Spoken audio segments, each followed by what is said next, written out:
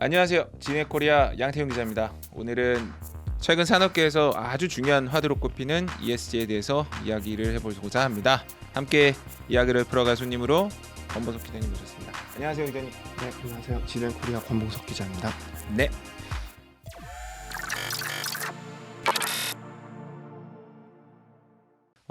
권 기자님 오늘 ESG에 대한 이야기를 좀 할 건데요. 뭐 ESG 잘 알고 계시죠? 예, 뭐 깊이 알고 있는 건 아닌데요. 그 기존 CSR, 그러니까 사회적 기업의 책임을 확장을 해서 환경이나 뭐 지속 가능한 성장 이쪽으로 연관시킨 거라고 대강은 이해를 하고 있어요. 네, 맞습니다. 뭐 ESG에 대해서 잘 알고 계신 것 같은데요. 그러니까 말씀하신 대로 ESG는 환경, 그러니까 environmental, 사회, social, 지배구조, governance의 약칭을 뜻합니다. 그러니까 어, 요즘 이제 ESG가 이제 화두인 이유는 어떤 기업의 이런 비재무적인 성과인 환경, 사회, 지배구조를 이제 들여다보고 이를 이제 판단하겠다는 어떤 활동이 이제 국내뿐만이 아니라 이제 글로벌에서도 하나 이제 기준으로 자리를 잡고 있다라는 거고요. 이제 조금 더 세부적으로 말씀을 드리면 환경과 관련해서는 이제 쉬워요. 그러니까 뭐 탄소 중립, 우리 기후 변화 영향으로부터 뭐 사업장의 환경 오염 물질 저감하는 뭐 활동, 뭐 친환경 제품을 개발하겠다, 뭐 이런 것들을 기업의 하나의 이제 성과로 평가하겠다는 거죠. 사회와 관련해서는 방금 얘기하신 사회적 책임하고 조금 혼동되는 부분이 있는데요. CSR이 그러니까 사회에 어떤 기여하는 사회공헌 활동, 뭐 기업의 어떤 이미지 제고와 좀 관련된 측면이 많으면 ESG에서의 환경은 약간 조금 결이 다릅니다. 그러니까 기업이 지속 가능한 발전을 위해서는 어떤 인권 경영이나 노동 및 고용의 어떤 그런 문제 해결이나 소비자 안전 및 보호 이런 것들에 좀 초점을 맞춰서 바꿔야 한다. 그런 부분들이 좀 다르고요. 지배 구조에 대해서는 아주 간단히 말씀드릴 수 있을 것 같은데요. 그러니까 투명하게 기업 뭐 이렇게 활동해야 된다. 그러니까 뭐 어떤 최고 주주가 최대 주주가 어떤 투자를 결정했는데 이게 의사의 어떤 동의가 없이 이 독단적으로 이루어져서 회사의 뭐 주식이 폭락했다라든지 아니면 기업이 어떤 영리에 큰 손해를 끼쳤다든지 이런 경우는 이 의사회가 제 역할을 못한 거잖아요. 이런 지배구조 이런 건 하면 안 된다. 이 우리는 이런 ESG 평가 항목에서 되게 건전한 지배구조를 갖고 있다. 뭐 그런 것까지 포함되는 겁니다. 네, 뭐 ESG에 대한 설명을 굉장히 자세하게 해주셨는데 실제 사례가 있으면 좀 더 이해하기 쉬울 것 같아요. 네, 맞습니다. 그래서 제가 이제 국내 대표 기업인 삼성전자, SK하이닉스를 통해서 좀 이야기를 해보려고 하는데요. 먼저 삼성전자는 저희가 여기서 다 담을 수 없을 만큼 본인들이 이 본인 블로그 채널에서 많이 이야기를 하고 있습니다.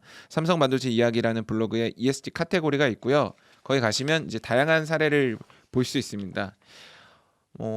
그래도 여기서 또 설명해야 될 건 또 설명을 드려야 되니까 제가 몇 가지 뽑았는데, 먼저 환경과 관련해서는 뭐 이런 활동하고 있어요. 그러니까 온실가스 배출을 저감한다거나 수질을 개선하는 활동을 한다거나 폐기물을 잘 관리한다거나 뭐 이런 걸 하고 있는데 특히 눈여겨봤던 건 이제 지난 3월에 이제 세계 물의 날 기념해서 이제 삼성전자가 뭐 하나 이제 올렸어요. ESG 이런 성과가 있습니다. 뭐 반도체 공정에서 사용되는 물을 어떻게 정화하고 관리하는지에 대한 얘기인데 아마 좀 그거 많이 얘기 예, 나왔죠. 역시 눈치를 채셨는데 수달 얘기 아니에요? 네, 맞습니다. 수달입니다. 그래서 뭐 저희 몇 번 얘기했어요. 삼성이 이런 거 잘해가지고 뭐 천연기념물 수달이 나타났다 뭐 이런 거. 근데 이제 뭐 바로 와닿지만 수량 관리를 정말 잘했으니까 이 천연기념물 이제 수달이 나타났겠죠. 이 수치로 이거를 말씀드려볼게요. 삼성전자 평택 캠퍼스에서는 약 하루에 8만 톤 정도의 물이 이제 사용된다고 하는데요.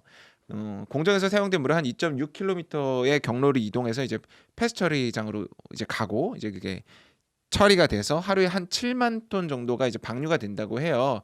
이 7만 톤이 어느 정도 양인지 알고 계신가요, 혹시? 어느 정도죠? 이게 어 뭐 캐리비안 베이 가보셨으면 알겠지만 그 완전 물바다잖아요. 딱 그 캐리비안 베이의 4.7배 정도 된다고 하죠. 그러니까 이 엄청난 양을 쓰고 엄청난 양을 정화해서 이제 방류하고 있다는 얘기인데 이 제가 주목한 부분은 수달이 나왔다 뭐 이런 것도 있지만 이 활동이 우리가 ESG 아니 뭐 CSR 이런 얘기 나오기 훨씬 전부터 40년 전부터 뭐 그 이상 뭐 계속 이어졌다고 하네요. 그러니까 반도체 최강자인 삼성전자가 환경 보호에 꽤나 앞장서 왔다. 뭐 이런 얘기가 되겠네요. 예, 뭐 경쟁사 있죠. SK 하이닉스도 요즘에 ESG 굉장히 강조하는 것 같던데요. 맞습니다. 제가 또 삼성 얘기만 하면 안 되죠. 하이닉스도 굉장히 적극적이에요. 뭐 다 아시겠지만 뭐 최근에 이 ESG 전도사, 뭐 사회적 어떤 책임의 그 선구자, 뭐 그러면서 최태원 SK그룹 회장이 굉장히 주목을 많이 받고 계시잖아요. 대한상이 회장을 겸직하고 계신데 하이닉스 같은 경우는 작년에 이 SK그룹 다른 관계사들하고 이제 국내 대기업 최초로 아리백에 가입하는 행보를 보인 적이 있습니다. 아리백은 뭐냐? 이 제조 공정에서 사용하는 전력의 100%를 재생에너지로 쓰자. 뭐 그런 캠페인인데 뭐 구글이나 애플이나 마이크로소프트 같은 뭐 글로벌 기업들이 이미 아리백에 가입해서 활동을 하고 있죠. 예. 네, 뭐 애플 얘기가 나와서 잠깐 말씀을 드리면은 에너지 절감 그리고 재활용에 엄청나게 우선순위를 두고 있죠.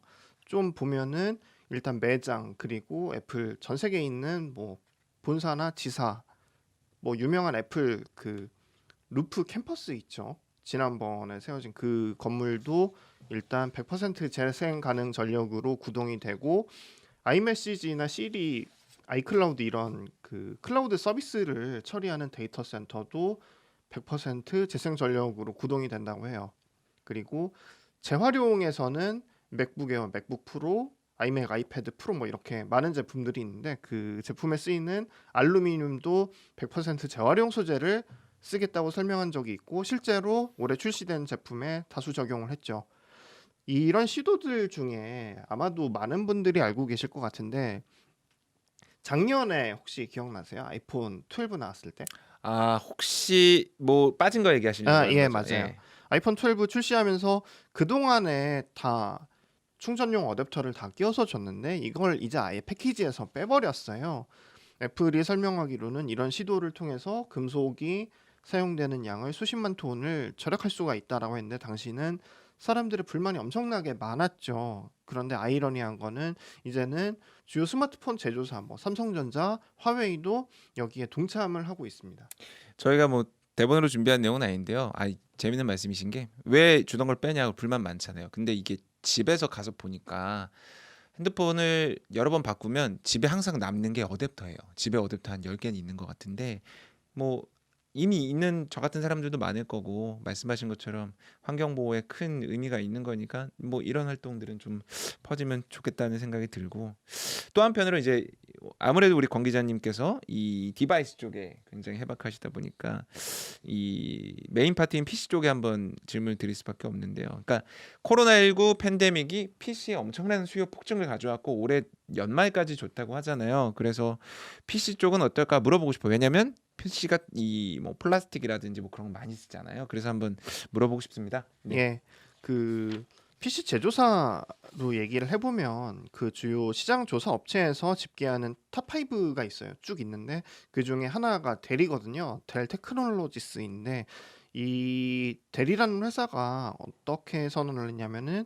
오는 2030년까지 제품 재질의 절반 이상을 재활용 아니면은 재생이 가능한 소재로 만들겠다는 목표를 밝혔어요. 그리고 이런 것들을 실천을 하고 있는데 최근에 출시된 노트북 제품 중에 뭐가 있냐면 인스피론이라는 제품이 있는데 이 제품들 색상을 내기 위해서 마감을 할 때 페인트를 친환경 수성 페인트를 썼어요. 그리고 내부 포장재는 100% 재활용한 종이로 만들었고요. 그 다음에 레티튜드 5000 시리즈 그리고 모바일 워크스테이션 델 프리시전 3650 요 상판에 그 나무를 재료로 한 바이오 플라스틱을 21%를 썼다고 합니다. 그 플라스틱이 석유에서 추출되는 그 부산물로 만들어진 그 고분자 화합물이잖아요. 이렇기 때문에 바이오 플라스틱을 그만큼 섞으면은 석유 의존도가 줄어들겠죠. HP도 있는데요. HP는 2025년까지 일회용 플라스틱 사용을 최대 75%까지 줄이겠다고 선언을 했어요. 특이한 게 뭐냐면은 그 요즘에 문제가 되는 게 바다에 떠다니는 해양 플라스틱 이게 어느 나라에서 수거를 할 것이냐 양은 계속 늘어나는데 이걸 어떻게 처리할 것이냐로 문제가 많이 되고 있는데 이런 해양 플라스틱 770톤 정도를 수거를 해서 노트북이나 모니터 외부에 쓰기도 했고 요즘에 출시되는 제품들 보면요 그 보통 플라스틱 쿠션을 예전에는 스티로폼 쿠션을 네, 예전에 많이 그렇죠. 썼는데 요즘에 나오는 제품 한번 열어보시면은 그 안 씁니다. 다 종이로 돼 있어요. 많이 바뀌었네요, 네. 세상이. 이렇게 하면은 일단 플라스틱은 줄어들 거고요. 비닐도 상당히 줄일 수 있을 것이고 HP가 작년에 발표한 자료를 보면은 이렇게 줄어든 양이 얼마 정도냐? 933톤입니다. 그리고 음, 뭐 베트남에 또 뭐 하나 지은다고 제가 또 하나 들었는데, 예, 예, 이거는 2011년에 제가 그때 다녀왔었는데요. 베트남 다낭에 그 다 쓰고 난 토너 카트리지 그리고 잉크 카트리지 이런 거를 다 회수를 해서 분쇄를 한 다음에 재활용하는 그 음, 시설도 가동을 하고 있습니다. 그런데 이거 지금까지 사례를 쭉 보면은 주로 북미 지역에 본사를 둔 그 PC 제조 업체들이 이런 일을 되게 많이 하거든요. 친환경, 지속 가능에 굉장히 큰 가치를 두고 활동을 하고 있는데 뭐 대만이나 중국 이런 업체들이 상대적으로 약간 미흡한 면이에요. 지역을 떠나서 이런 노력들이 PC 업계 전반으로 확대됐으면 좋겠습니다. 역시 해박한 설명 아주 잘 들었습니다. 어, 아까 해양 침적 쓰레기 관련된 얘기를 해서 제가 지난번 GD팟에 있는데 저희 GD넷 코리아가 해양 침적 쓰레기를 분리수거해서 이렇게 친환경 활동을 돕는 이 사업을 하고 있습니다. 그래서 영상 한번 찾아보시면 아주 도움이 될 것 같고요. 다시 우리 기업들 얘기를 좀 하면 삼성, SK하이닉스 자랑을 좀 더 해야죠. 환경에 대한 얘기를 했으니까 이번에 좀 약간 다른 얘기를 하고 싶네요. 그러니까 뭐 사회에 대한 얘기인 것 같은데요.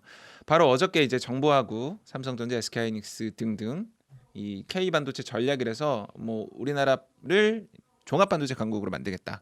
뭐 이런 걸 발표를 했는데요. 제가 이제 안에서 눈여겨봤던 부분은 이게 이 대중소 상생 협력을 끌어내서 이 생태계를 좀 만들겠구나라는 이제 이런 것들을 좀 볼 수 있었습니다. 뭐 다 아시겠지만 우리나라가 메모리 반도체는 강국인데 뭐 파운드리나 아니 뭐 비메모리 쪽에서는 좀 이 경쟁력이 좀 약한 측면이 좀 있습니다. 그래서 아무래도 그런 측면을 아우르는 생태계를 만드는 게 중요하겠다고 좀 판단한 것 같아요. 예. 네, 제가 그 PC를 담당하다 보니까 메모리 말고요. 그 SSD나 DRAM 말고 프로세서를 그 설계를 하고 만드는 이 업체들이 있잖아요. 인텔이나 AMD 이런 미국 기업들을 자세히 살펴보면 그 일단 파운드리 최종 공정은 아니더라도 설계를 하고 제조하는 과정에서 큰 기업들, 소재, 부품, 장비 기업들이 굉장히 미국 기업들이 많이 있고 이런 생태계가 상당히 잘 구축이 돼 있어요.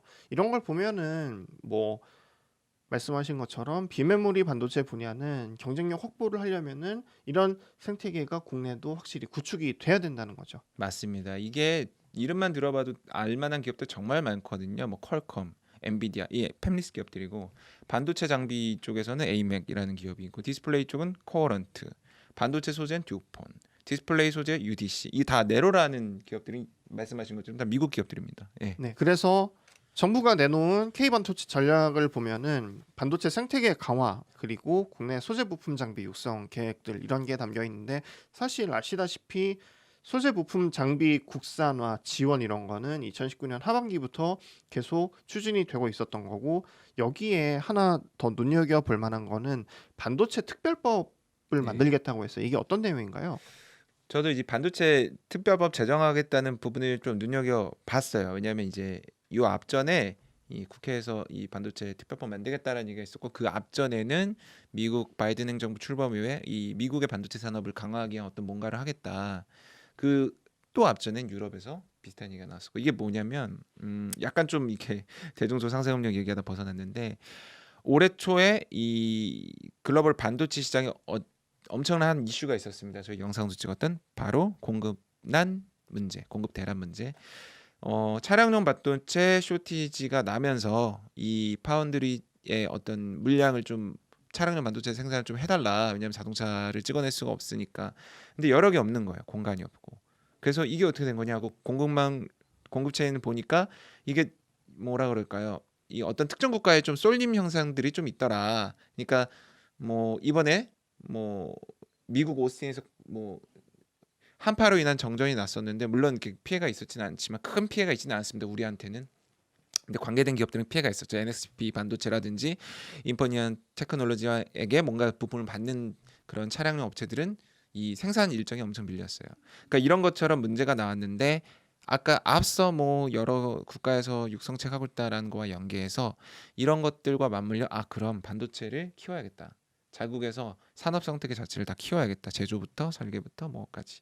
그런 일환에 이 우리나라도 반도체 특별법을 만들겠다고 한 거고요. 어제 13일이죠. 정부가 얘기한 걸 보면 반도체 특별법이 반도체 산업 육성, 그러니까 생태계 강화를 위해서 잘 만들어질 수 있도록 우리가 적극적으로 활동하겠다, 적극적으로 지원하겠다 이렇게 되어 있습니다. 그래서 아마 ESG 얘기 좀 벗어났지만 뭐 아시겠지만 삼성전자, SK하이닉스 대기업들이 또 같이 참여하고 있잖아요. 그래서 그런 특별법에도 어떤 그런 리더로서의 기업의 어떤 그 생태계를 끌어가는 중소 중견기업과 상생하는 어떤 그런 걸로 좀 이어지지 않을까라는 기대가 있고 정부는 당연히 마중물 역할을 하겠죠.